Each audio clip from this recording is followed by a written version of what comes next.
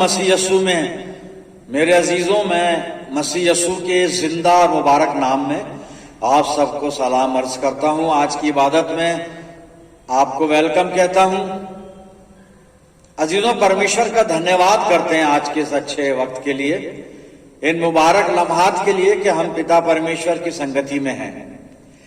अजीजों, मैं हमेशा आप सबको अपनी दुआओं में रखता हूं। खुदा की रहमत और बरकत और शफकत हमेशा आपको महफूज रखे।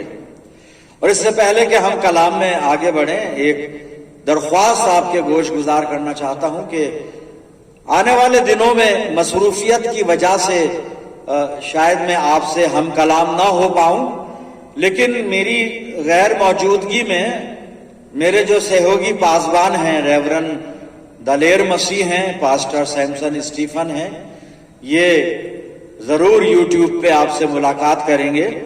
और फिर खुदा बाप ने अगर मौका दिया और मुझे परमिशन दी तो नए साल के बाद फिर आपसे मैं हम कलाम होऊंगा, फिर आपसे यूट्यूब पर मैं आपसे मुलाकात कर पाऊंगा और बाकी हम एक दूसरे से मिलते रहेंगे।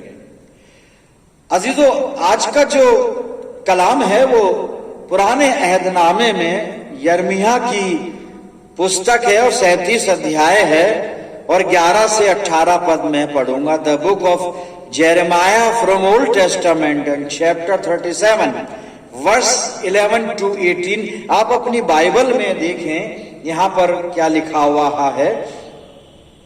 और जब कसदियों की फौज फिरौन की फौज के डर से यरूशलेम के सामने से कूच कर गई तो यिर्मयाह यरूशलेम से निकला कि बिन्यामीन के इलाके में जाकर वहां लोगों के दरमियान अपना हिस्सा ले। और जब वो बिन्यामीन के फाटक पर पहुंचा तो वहां पहरे वालों का दारोगा था जिसका नाम इरिया बिन सलमिया बिन हनसिया था। और उसने यिर्मयाह नबी को पकड़ा और कहा कि तू कसदियों की तरफ भागा जाता है। तब यिर्मयाह ने कहा, यह झूठ है, मैं कसदियों की तरफ भागा नहीं जाता हूं। पर उसने उसकी एक न सुनी। बस इरिया यिर्मयाह को पकड़कर उमरा के पास लाया और उमरा यिर्मयाह पर गजबनाक हुए और उसे मारा और योनतन मुंशी के घर में उसे कैद किया, क्योंकि उन्होंने उस घर को कैद खाना बना रखा था। जब यिर्मयाह कैद खाने में और उसके तहखानों में दाखिल होकर बहुत दिनों तक वहां रह चुका तो सिदकिय्याह बादशाह ने आदमी भेजकर उसे निकलवाया और अपने महल में उससे खुफिया तौर से दरियाफ्त किया कि क्या खुदावंद की तरफ से कोई कलाम है। और यिर्मयाह ने कहा कि है, क्योंकि उसने फरमाया है कि तू शाह बाबुल के हवाले किया जाएगा। और यिर्मयाह ने सिदकिय्याह बादशाह से कहा कि मैंने तेरा और तेरे मुलाजिमों का और इन लोगों का क्या गुनाह किया है कि तुमने मुझे कैद खाने में डाला है। खुदावंद की बड़ी बरकत उसके पाक कलाम के पढ़े जाने और सुने जाने पर हो, आमीन। आइए दुआ करें। खुदावंद मसीह यस्सू में प्यारे आसमानी बाप, बड़े अदब के साथ हलीमी और फिरोतनी की रूह में होकर हम तेरे पाक कदमों पर सरनिगू हैं। इस ईमान के साथ हम दुआ में हैं कि हमारा जिंदा और सच्चा खुदा हमारे बीच में मौजूद है। प्यारे खुदावंद, ये वक्त है तेरे कलाम पर मनन करने का। हम सबको पाक रूह का मसा अता फरमा के पवित्र आत्मा की अगुवाई में होकर हम तेरे इस पवित्र और जीवित वचन को समझें, अपनी जिंदगियों में इसको जज्ब करें और प्यारे खुदावंद इसे अपने जीवन में अमली जामा पहनाएं। परम पिता परमेश्वर, होने दे ये वचन रूपी बीज हमारे दिल की जमीन में जब गिरता है हमारी जिंदगियों में जड़ पकड़े और बहुत सा फल लाए। पिता परमेश्वर, हमारे चारों तरफ अपने पाक फरिश्तों की सेना का बाड़ा बांधना कि शैतान हमें किसी भी तरह से दखल ना दे सके। प्रभु जी, अपने आप को हर तरह से तेरी अधीनता में सौंप देते हैं और ये दुआ तेरे प्यारे इकलौते बेटे अपने निजात देने वाले खुदावंद यीशु मसीह के जिंदा और मुबारक नाम के वसीले से मांगते हैं। सुन और कबूल कर ले, आमीन। अजीजों, एक बार फिर परमेश्वर का धन्यवाद करते हैं आज की सच्ची संगति और अच्छे वक्त के लिए। और आज वचन मैंने आपके सामने पढ़ा है यिर्मयाह की पुस्तक में से 37 अध्याय के 11 पद से 18 पद। और इसका जो संक्षिप्त बयान अगर मैं आपके सामने रखना चाहूं तो इस तरह से है कि यरूशलेम में इस्राएली राजा सिदकिय्याह है और ये यहूदा राज्य का आखिरी राजा था और 21 वर्ष की उम्र में ये राजा बना था। और ये सिदकिय्याह राजा इस वक्त यरूशलेम में यहूदा राज्य के ऊपर राज्य करता है। और यहां पर कसदी लोगों ने यरूशलेम को घेर रखा है। लेकिन इसी असना में यानी इसी समय में क्या हुआ कि फिरौन की फौज आ गई वहां पे और फिरौन की फौज के डर से जो ये कसदी लोग थे ये यरूशलेम से कूच कर गए। और इसी दरमियान क्या होता है कि यिर्मयाह नबी जो है वो बिन्यामीन के देश की तरफ गया। और जब ये बिन्यामीन के देश में गया, बिन्यामीन के उस मुल्क और इस हिस्से में गया, तो वहां पर दरोगा ने इसको यिर्मयाह को दरोगा ने पकड़कर साहब कैद कर लिया। दरोगा का नाम भी हमने पढ़ा था। लेकिन चूंकि हमारा आज का जो मेडिटेशन का जो पद का हिस्सा है वो कुछ और अभी आपको मैं बताऊंगा। और यहां पर ये इस तरह से यिर्मयाह नबी कैद के अंदर है और सिदकिय्याह राजा है। अब जो आज मेडिटेशन के लिए पद है वो मेरे अजीजों 16 और 17 पद है। आप इसको अपनी बाइबल में देखें, मैं पढ़ता हूं और खास तौर से 17 पद है लेकिन 16 इसलिए पढ़ दूं कि अच्छी तरह समझ में आ जाएगा। आप अपनी बाइबल में देखें यिर्मयाह 37 और 16 आयत पहले पढ़ूंगा। जब यिर्मयाह कैद खाने में और उसके तहखाने में दाखिल होकर बहुत दिनों तक वहां रह चुका, अब ये कैद खाने में, तो 17 पद अब उसके बाद शुरू होता है। 17 पद में जो लिखा है उसको बड़े ध्यान से आप सुने, उसी में बातचीत करेंगे। 17 पद में लिखा है, तो सिदकिय्याह बादशाह ने, सिदकिय्याह राजा ने आदमी भेजकर उसे निकलवाया, यिर्मयाह को उस कैद खाने से निकलवाया और अपने महल में उससे खुफिया तौर से, सीक्रेटली खुफिया तौर से दरियाफ्त किया, मालूम किया। सिदकिय्याह राजा ने यिर्मयाह को जेल से निकलवाकर अपने महल में बुलाया और बड़े गुप्त रीति से, बड़े खुफिया तौर पर उससे मालूम किया, दरियाफ्त किया। और दरियाफ्त क्या कर रहा है, आगे लिखा है कि क्या खुदावंद की तरफ से कोई कलाम है, परमेश्वर की तरफ से कोई वचन है। क्योंकि परमेश्वर अपने नबियों के द्वारा अपना वचन लोगों तक भेजता था, राजाओं तक भेजता था, अन्य अपने जिसको भी भेजना होता था उसे भेजता था। अब राजा सिदकिय्याह राजा यिर्मयाह से पूछ रहा है कि क्या खुदा की तरफ से मेरे लिए कोई वचन है, कोई कलाम है मेरे लिए, परमेश्वर क्या कहता है मेरे लिए। और तब यिर्मयाह जवाब देता है, मैं आगे पढ़ूंगा। तो राजा ने उससे ये दरियाफ्त किया, मालूम किया क्या खुदावंद की तरफ से कोई कलाम है। और यिर्मयाह ने कहा, आगे लिखा है 17 पद ही चल रहा है, और यिर्मयाह ने कहा कि है कलाम है, खुदा की तरफ से तेरे लिए कलाम है, कलाम है। और क्या कलाम है, आगे सुनिए।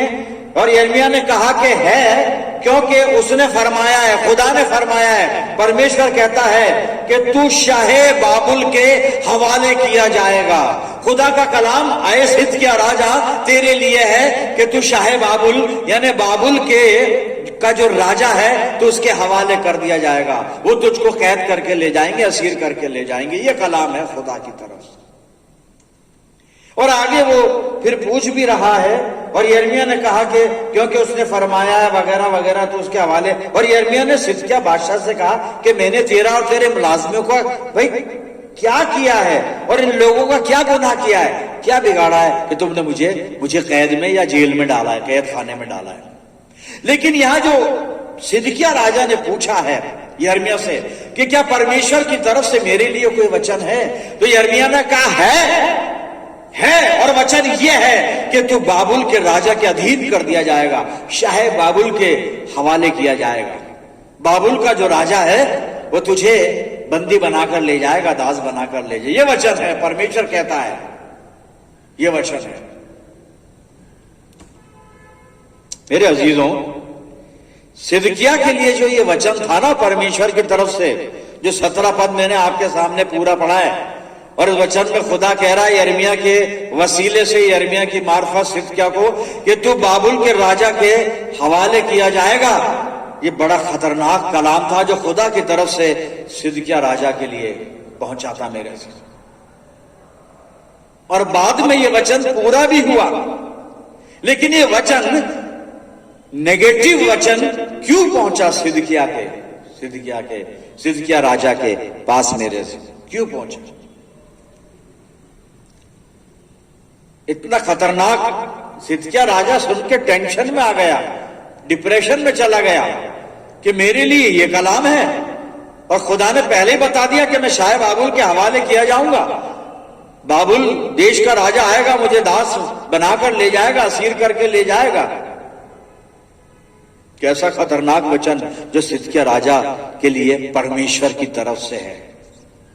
और मेरे अजीजों, ये जो सिदकिय्याह राजा को इतना खतरनाक और इतना नेगेटिव जो वचन परमेश्वर का पहुंचा है, वो इसलिए पहुंचा है कि सिदकिय्याह राजा परमेश्वर की दृष्टि में ग्रहण योग्य नहीं ठहरा।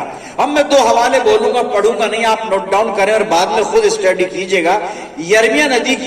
यिर्मयाह नबी की पुस्तक और 37 अध्याय और 1 और 2 पद, फिर इसके बाद दूसरा इतिहास, उससे पहले जाएं, दूसरा इतिहास की दूसरी पुस्तक और 36 अध्याय 11 से 14 पद। ये 2 हवाले हैं, यिर्मयाह 37 जरमाया 37, यिर्मयाह 37 1 और 2 पद, और दूसरा इतिहास और चैप्टर 36 36 अध्याय 11 से 14 पद। और ये दोनों हवालों में सिदकिय्याह बादशाह के लिए ये लिखा हुआ है कि सिदकिय्याह ने परमेश्वर का वचन नहीं माना, खुदा के कलाम पर नहीं चला, खुदा के हुक्मों का पालन नहीं किया, परमेश्वर की आज्ञाओं को नहीं माना। यह गुनाह किया इसने, खुदा के कलाम को नहीं सुना, यिर्मयाह नबी के वचन पर ध्यान नहीं दिया जो उसने पहले कहे थे कि राजा तुझे ठीक चलना होगा परमेश्वर के सामने, तुझे अपने पापों से फिरना होगा, तुझे गलत काम छोड़ने होंगे, और तुझको जो परमेश्वर चाहता है वो करना होगा, तुझे परमेश्वर की वाचाओं पर, वचनों पर चलना होगा। लेकिन सिदकिय्याह राजा ने ऐसा नहीं किया मेरे अजीजों। और सिदकिय्याह क्यों हलाक होने जा रहा है, सिदकिय्याह क्यों दास बनने जा रहा है, सिदकिय्याह क्यों असीर होने जा रहा है, सिदकिय्याह क्यों नाश होने जा रहा है? क्योंकि उसने परमेश्वर का वचन नहीं सुना भी नहीं, माना भी नहीं, पालन नहीं किया। सुनने का मतलब सुन तो लिया होगा, माना नहीं, अरे कुछ नहीं, ये नबी तो ऐसे ही कहते हैं। कई बार हम ऐसे सोचते हैं, ये पास्टर लोग ऐसे ही कहते हैं, ऐसे ही डराते हैं, हमें नरक में जाओगे, ऐसे डराते हैं, कुछ नहीं होगा, कोई कुछ नहीं होता, हम ऐसे सोचते हैं। लेकिन खुदा का कलाम सिदकिय्याह के लिए है, बड़ा खतरनाक कलाम है, और ये कलाम हलाकत का कलाम है मेरे। सिदकिय्याह को यहां पे बता दिया गया कि तेरे दिन खराब आने वाले हैं, वक्त खराब आने वाला है। और मैंने वजह भी बता दी कि सिदकिय्याह परमेश्वर की राहों पर, परमेश्वर की आज्ञाओं पर नहीं चला, खुदा का वचन इसने नहीं माना, इसलिए ये हलाकत में जा रहा है, इसलिए बर्बादी में जा रहा है। मेरे अजीजों, कलाम खुदा करता है, हमारे लिए क्या कलाम है? खुदा तब भी कलाम करता था, खुदा आज भी कलाम करता है, खुदा कल भी कलाम करेगा, यानी वचन अपने लोगों को देगा। लेकिन अब जो मेरे लिए वचन परमेश्वर के पास है, वो मुझे नहीं मालूम पॉजिटिव है नेगेटिव है, क्योंकि वो तो मेरी जिंदगी के जो अमाल है, जो काम है, उस पर निर्भर करता है। सिदकिय्याह के लिए बड़ा नेगेटिव खतरनाक वचन है कि तेरी हलाकत नजदीक है, तू हलाक होने जा रहा है, बर्बादी तेरी निकट है। खुदा कह रहा है यिर्मयाह के द्वारा, क्योंकि तूने मेरे वचन का पालन नहीं किया। मेरे अजीजों, मैं और आप कहां पर है? क्या हमने कभी प्रयास किया मालूम करें कि परमेश्वर मेरे लिए तेरे पास क्या वचन है? हम बहुत कलाम सुनते हैं, बहुत वचन सुनते हैं, पर हम पर्सनली खुदा से बैठ के बात करें कि प्रभु मेरे लिए तेरे पास क्या वचन है, नेगेटिव है या पॉजिटिव है, मेरे लिए आने वाला समय अच्छा है या बुरा है, मालूम करें हम मेरे अजीजों। क्योंकि खुदा कलाम करता है, सबसे कलाम करता है। और अब वो वक्त है कि अब खुदा कलाम नहीं करता, खुदावंद मसीह यीशु कलाम करता है। खुदावंद मसीह यीशु वचन देता है, खुदावंद मसीह यीशु बात करता है। मेरे प्रिय जनों, यूहन्ना की इंजील में मसीह यीशु ने कहा कि बाप ने अब सारा इख्तियार मुझे दे दिया है, अब पिता काम नहीं करता, मैं काम करता हूं उसकी जगह। जी, पहले खुदा बात करता था ना, अब यीशु मसीह बात करता है। आप कह रहे होंगे कि पास्टर आपका मतलब है खुदा बात ही नहीं करता। जी, मैं इसका जवाब आपको एक हवाला पढ़ के देना चाहता हूं, आप सुन लीजिए और खुद समझिए कि बात कौन करता है। जी, मैं पढ़ने जा रहा हूं, इब्रानियों की पत्री मैंने निकाल ली है और इसका पहला अध्याय, इब्रानियों की पत्री पहला अध्याय, और सुनिए 1 और 2 पर सुन लीजिए। अब वचन कौन देगा आपको और मुझे? हम किससे मालूम करेंगे हमारे लिए वचन क्या है? परमेश्वर के पास वचन तो परमेश्वर से ही आएगा, लेकिन अब जो माध्यम या मीडिया है उसमें तब्दीली आई। कलाम बता रहा है, आप उसको सुने, आप समझ जाएंगे। जी, इब्रानियों की पत्री पहला अध्याय 1 और 2 पद। पूर्व युग में परमेश्वर ने बाप दादों से थोड़ा थोड़ा करके और भांति भांति से भविष्य वक्ताओं के द्वारा बातें करके, पूर्व युग में खुदा बात करता था, डायरेक्ट भी करता था, नबियों के द्वारा भी करता था, दर्शन के द्वारा भी करता था। लेकिन दूसरे पद को सुनिए, अब क्या लिखा है? इन अंतिम दिनों में हमसे पुत्र के द्वारा बातें की। अब वो अपने बेटे के द्वारा बातें करता है। साहब, खुदा बात करता है, खुदा आज भी वचन देता है, आज भी खुदा के पास हमारे लिए कलाम है, लेकिन बेटे के द्वारा। तो यहां पे लिखा है कि अंतिम दिनों में हमसे पुत्र के द्वारा बातें की, जिसे उसने सारी वस्तुओं का वारी ठहराया और उसी के द्वारा उसने सारी सृष्टि की रचना की है। यीशु मसीह से पूछिए आपके लिए क्या कलाम है उसके पास। मैं भी पूछ रहा हूं, आपके साथ हूं मैं। प्रभु यीशु मसीह से पूछ लें कि प्रभु यीशु मसीह हमारे पास जो खुदा का कलाम, जो पिता का कलाम आपके मार्फत आएगा, वो हमारे लिए क्या है? बताइए तो सही, पॉजिटिव है या नेगेटिव? आज सेकंड एडवेंट संडे है और दिसंबर महीने का पहला रविवार है मेरे अजीजों आज, और एटलीस्ट हम क्रिसमस मूड में हैं, या कह लें फेस्टिवल मूड में। बड़े हमने सपने संजोए आने वाले 3 हफ्तों के लिए, खास तौर से 25 तारीख और क्रिसमस वीक के लिए। पर वो है क्या वो समय पॉजिटिव है या नेगेटिव? मैं निराशावादी नहीं हूं, मत सोच लेना कि मैं निराशावादी हूं।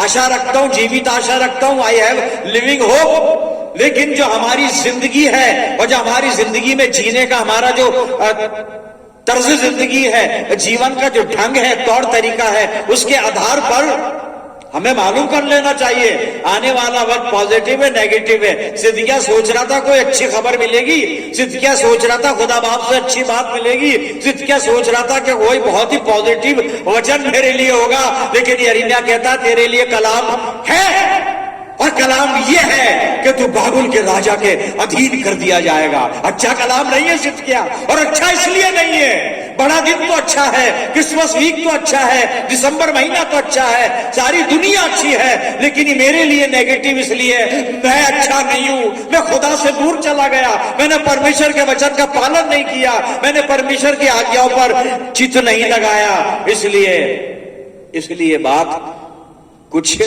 हटकर है। यार निराशा नहीं है, निराशा किस बात की? या तो हकीकत है, सच्चाई का सामना करने और सच्चाई को स्वीकार करने। यीशु मसीह कहता है, जो मैं पिछले दिनों बता चुका हूं, सत्य को जानोगे तब सत्य स्वतंत्र करेगा, वरना हम गुलाम ही रहेंगे। काहे के? बहुत चीजों के साथ, कोई 1-2 चीज थोड़ी ना है। हम पे तो पता नहीं क्या क्या चीज हावी हो रखी है, ना जाने कहां कहां हमारी सांसें अटकी रहती हैं, ना जाने क्या क्या चीज हमें डिस्टर्ब करती रहती है। ये असीरी की जो जंजीरें टूटी नहीं है ये, और जब तक नहीं टूटेंगी जब तक हम मसीह यीशु को नहीं जानेंगे। आप सोच रहे होंगे हम जानते नहीं, कि नहीं जानते आप जानते हैं, लेकिन सच्चाई को जानना है। यीशु मसीह को जानने के साथ साथ यीशु मसीह की हकीकत क्या है वो जानना है। यीशु मसीह की हकीकत यह है, अच्छा चरवा मैं हूं। अच्छा चरवा, अब अच्छे चरवे के लिए सोचते रहिए। अच्छा चरवा भेड़ों को चराता है, अच्छा चरवा हरी हरी घास चराता है, अच्छा चरवा पानी पिलाता है, अच्छा चरवा उनकी हिफाजत करता है, अच्छा चरवा उनको अच्छे स्थान पे बिठाता है, अच्छा चरवा उनकी चिंता करता है। सब ठीक है। यीशु मसीह तो कहता है अच्छा चरवाई की एक ही पहचान है, और वो पहचान ये है, अच्छा चरवा मैं हूं। अच्छा चरवा अपनी भेड़ों के लिए अपने प्राण देता है। उसने प्राण दिए साहब, और वो भूल जाते हैं, वो भूल जाते हैं उसने जान दी, और जान लेके और अपनी जान को बनाने में लग जाते हैं। उसकी जान ले ली गुनाह कर करके, और अब अपनी जिंदगी को खूबसूरत बनाने में लगे हुए। ऐसा कैसे होगा? ऐसा कैसे होगा? उस सत्य तक पहुंचना है ना, उसकी मोहब्बत का जवाब उसी मोहब्बत से देना है, उसी मोहब्बत से देना है। मेरे अजीजों, खुदा का कलाम सबके लिए, और वो अपने बेटी की मार्फत कलाम करता है। आज कलीसिया को मालूम करना है कि कलीसिया के लिए क्या कलाम है खुदा की तरफ से। आज हम में से हर एक को पर्सनली मालूम करना है, व्यक्तिगत पर्सनली पूछूं मैं अपने पिता परमेश्वर से, मेरे बाप, आसमानी बाप, मेरे लिए क्या वचन है पिता परमेश्वर, जो तू अपने बेटे की मार्फत मुझ तक पहुंचाना चाहता है। क्योंकि अब पुत्र के द्वारा बातें हो रही हैं, डायरेक्ट पिता नहीं है, अब पुत्र के द्वारा। वचन वहीं से आएगा पिता से, लेकिन पुत्र के द्वारा। सोर्स वही है, आसमानी बाप, लेकिन जरिया खुदावंद मसीह यीशु है। अब मसीह यीशु ने तो मुकर्रर कर दिया, बिना मेरे वसीले के कोई पिता के पास ना जा सकता है, ना कुछ हो सकता है। यीशु मसीह पे निगाहें जमा लें, यीशु मसीह पे निगाहें जमा लें। वचन है साहब, हर युग के लिए वचन रहा है। मैं कुछ हवाले पढ़ूंगा। देखिए, यहूदियों के लिए वचन था काफी साल पहले, और मैं लूका की इंजील को खोले हुए हूं, और लूका 19 में 41 से और 44 पद पढ़ रहा हूं। और इन यहूदियों के लिए, जो पहले इस्राएली कहलाते थे, परमेश्वर की पहली प्रजा है, परमेश्वर की निज प्रजा है, परमेश्वर का पहलोठा है, इसके लिए खुदा का कलाम देखिए आप क्या है। और ये कलाम भी सिदकिया की तरह है, पॉजिटिव नहीं है, नेगेटिव है। और क्यों नेगेटिव? अरे पादरी साहब, ये नेगेटिविटी क्यों चल रही है? इसलिए चल रही है कि हम नेगेटिव हो गए, हम परमेश्वर की तरफ पॉजिटिव नहीं है, हम खुदा को प्यार करना भूल गए, दुनिया से लिपट लिए, इसलिए हम हो गए नेगेटिव। नेगेटिविटी उधर से नहीं आती, नेगेटिव हम हो गए। जी सुनिए, यरूशलेम के लिए, यहूदियों के लिए, यरूशलेम बाद में बताऊंगा, यहूदियों के लिए क्या क्या कलाम है यहां पे, सुनिएगा। मैंने लूका 19 निकाला है और 41 से 44 पद में पढ़ रहा हूं। यहां पे लिखा है, हेडिंग तो इसमें यरूशलेम के लिए, लेकिन ये है यहूदियों के लिए। मैं दो जगह से पढ़ूंगा। पहले लूका 19।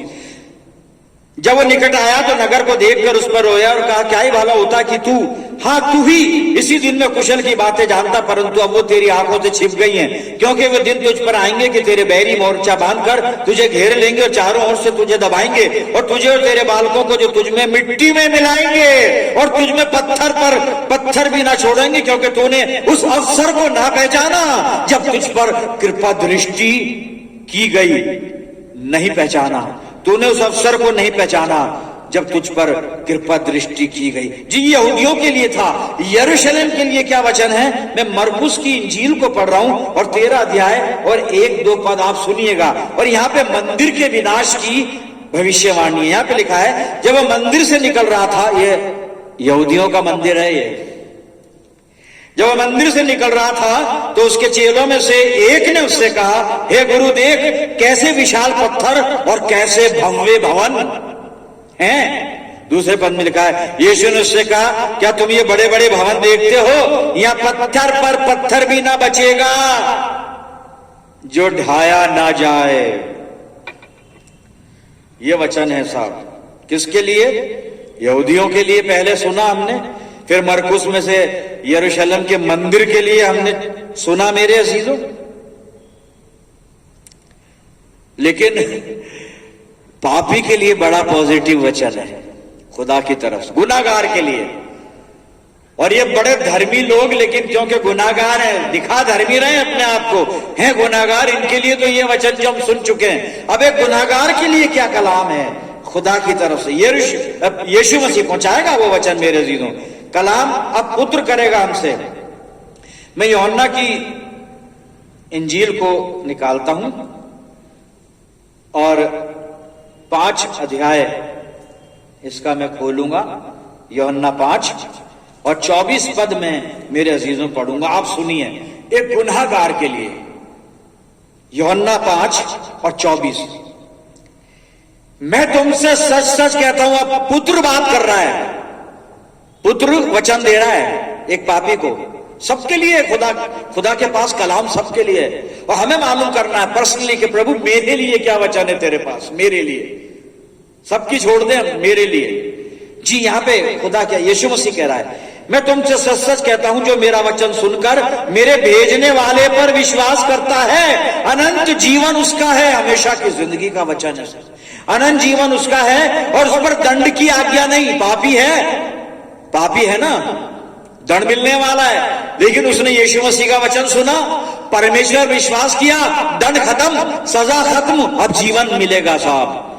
यहां पे लिखा है, और उस पर दंड की आज्ञा नहीं होती, परंतु वो मृत्यु से पार होकर, गुनाहगार है, मौत में है, लेकिन वचन सुन लिया उसने, वचन सुन लिया, पिता परमेश्वर पर विश्वास कर लिया, तब मृत्यु से पार होकर जीवन में प्रवेश कर चुका, जीवन में प्रवेश कर चुका है।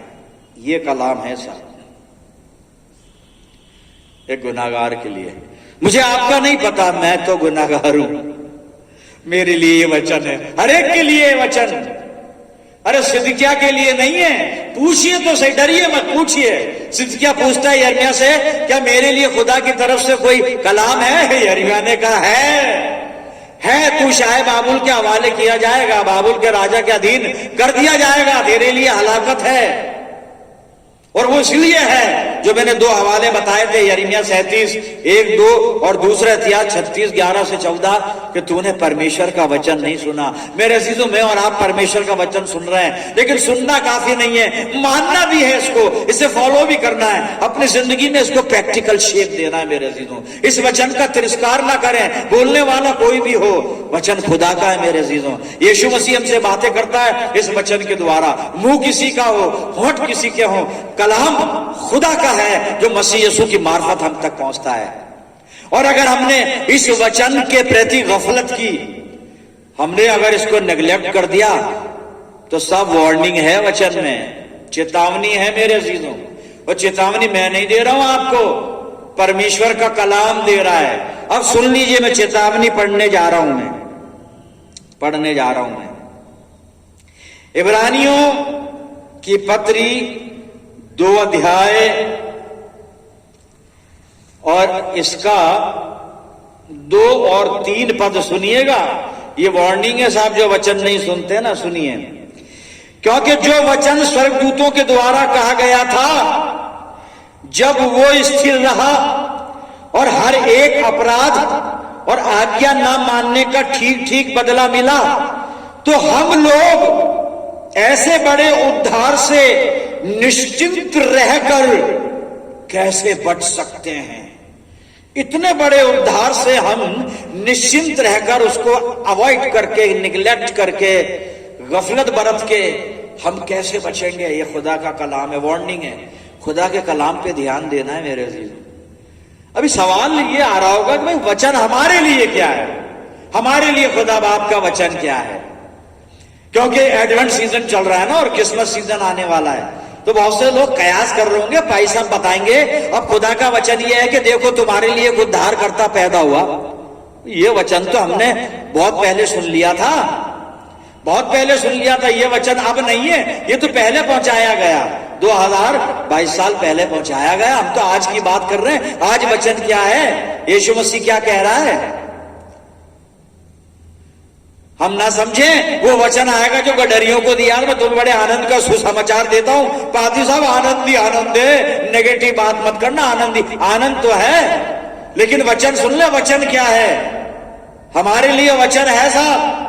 और ये वचन बड़ा चिर परिचित वचन है, कई बार पढ़ा है, कई बार सुना है। मैं पढ़ूंगा नहीं, लेकिन मैं दोहरा दूंगा वैसे ही। और ये हमारे लिए वचन है प्रकाशित वाक्य 22 अध्याय और 12 पद मेरे अजीजों।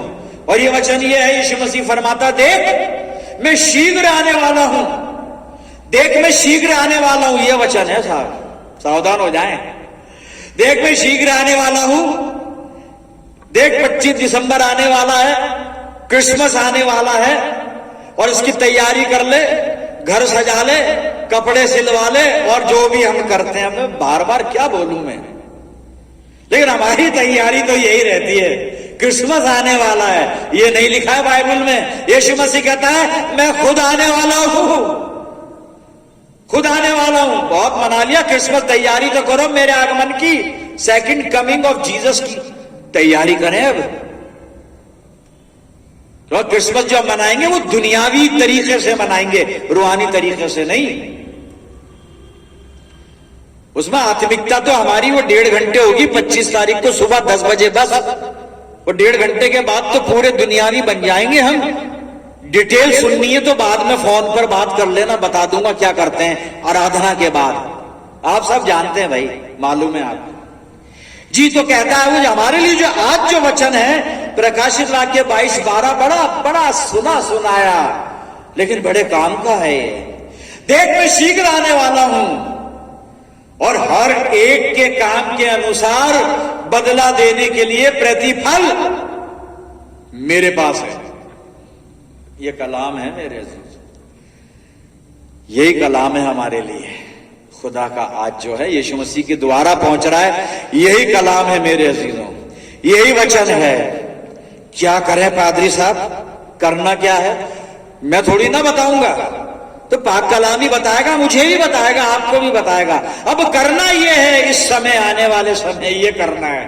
जो करने की सोच के बैठे हैं ना, वो नहीं करना है। करना यह है जो कलाम कह रहा है, कलाम कह रहा है। और क्या कह रहा है कलाम? पतरस की पहली पत्री 2 अध्याय 1 और 2 पर सुन लीजिए जो करना है।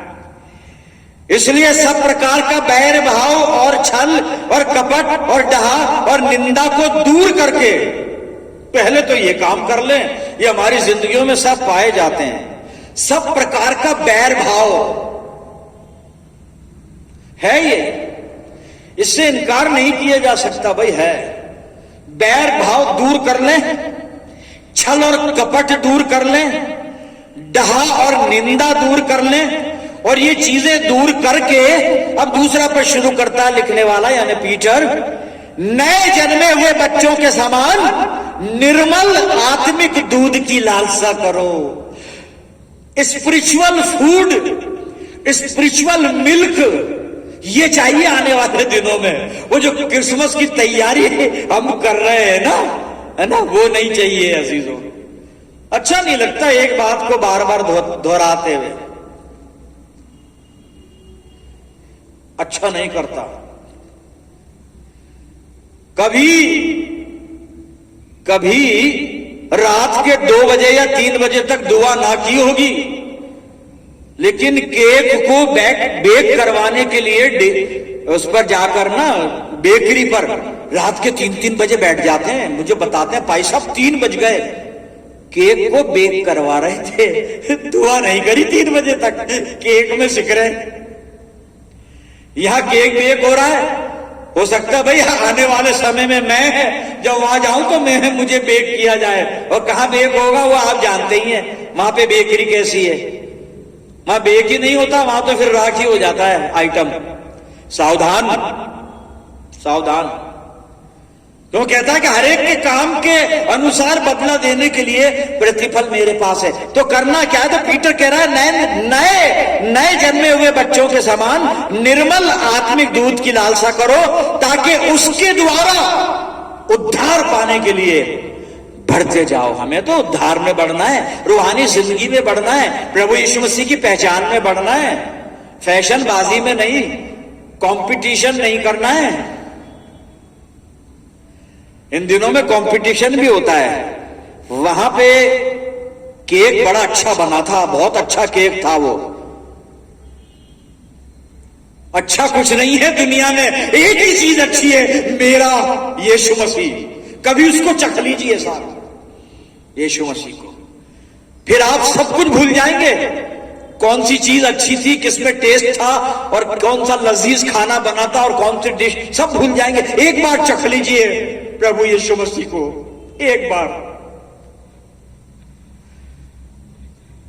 इस एडवेंट सीजन में परमेश्वर करे आत्मिक दूध पी सके हम,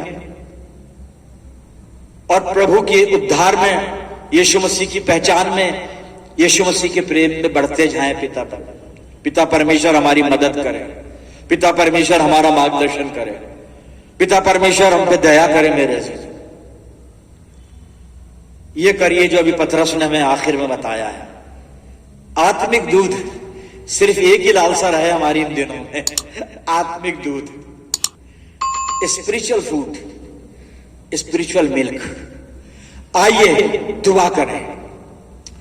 खुदावंद मसीह यीशु में हमारे प्यारे आसमानी बाप, धन्यवाद करते हैं जिंदा कलाम के लिए जो हमसे बात करता है और मसीह जिंदगी में जीने के तौर तरीके हमें सिखाता है और विश्वास में बढ़ने को हमें प्रेरित करता है। प्रभु धन्यवाद इस वचन के लिए। प्यारे खुदावंद, होने दे हम पवित्र आत्मा के मार्गदर्शन में होकर आत्मिक दूध की लालसा में हमेशा बने रहें और प्रभु यीशु मसीह के प्रेम और पहचान में बढ़ते जाएं। परम पिता परमेश्वर ने प्रार्थना करता हूं सब प्रियजनों के लिए जो दुआ में मेरे साथ हैं कि आने वाला बड़ा दिन इन सब के लिए आत्मिक आशीषें लेकर आए और तेरी शफकत, रहमत और बरकत इनके साथ हमेशा बनी रहे। पिता परमेश्वर, हम सब मिलकर पूरे संसार के लिए दुआएं खैर मांगते हैं। प्यारे खुदा बाप, अपनी जिंदगियों को तेरे इख्तियार में देते हैं और ये प्रार्थना तेरे प्यारे बेटे, अपने निजात देने वाले खुदावंद यीशु मसीह के जिंदा और मुबारक नाम के वसीले से मांगते हैं। इसको सुन और कबूल कर ले, आमीन। अब हमारे खुदावंद मसीह यीशु का फजल, खुदा बाप की मोहब्बत, पाक रूह की रिफाकत, शिराकत हम में से हर एक के साथ और तमाम ईमानदारों के साथ और हमारी सब कलीसियाओं के साथ अब से लेकर हमेशा तक होती रहे, आमीन।